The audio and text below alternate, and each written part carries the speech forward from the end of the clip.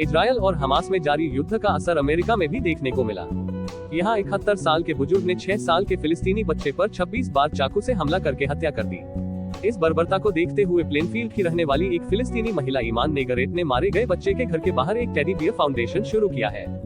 रोते हुए ईमान नेगरेट ने कहा, मैंने उस छोटे लड़के वदेया अल्फाउमी और उसकी माँ के लिए ये टेडी बियर फाउंडेशन शुरू करने की कोशिश की है, जिसे मुसलमान होने की इतनी बड़ी कीमत चुकानी पड़ी। कोई कैसे एक मासूम से बच्चे पर 26 बार चाकू से हमला कर सकता है? उस बच्चे का क्या ये कसूर था कि वो मुसलमान था?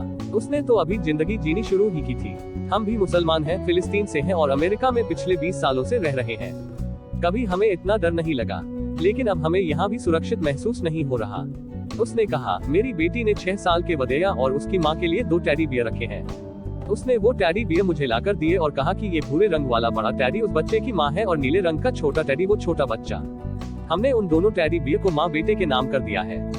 वदेया के घर के बाहर इसलिए उन्हें रखा है ताकि लोग उस बच्चे को श्रद्धांजलि दे सके।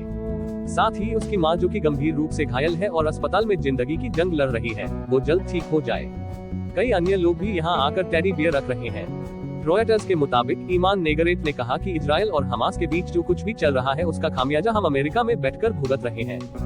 बेशक हम वहाँ नहीं हैं, लेकिन अमेरिका में रहने के बावजूद भी मेरे फेसबुक पर कुछ लोगों ने मुझे आतंकी तक लिख डाला है। इतना ही नहीं, मेरे 3 अंकल जो कि अमेरिकी नागरिक हैं, वो इस समय फिलिस्तीन में फंसे हुए हैं।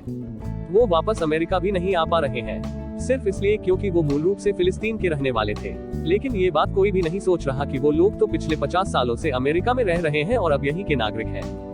क्या है पूरा मामला? बता दें, शिकागो में विल काउंटी शेरिफ दफ्तर ने बताया कि जांच में सामने आया है कि 71 साल के बुजुर्ग ने हमास और इजरायल में चल रहे युद्ध से प्रभावित होकर और पीड़ितों के मुस्लिम होने की वजह से उन पर यह हमला किया। हमास और इजरायल में जारी युद्ध के बीच अमेरिका में यहूदी विरोधी या इस्लामोफोबिक भावनाओं से प्रेरित हिंसा को लेकर हाई अलर्ट है। अधिकारियों को दोनों पीड़ित शनिवार की सुबह शिकागो से लगभग 65 किलोमीटर दूर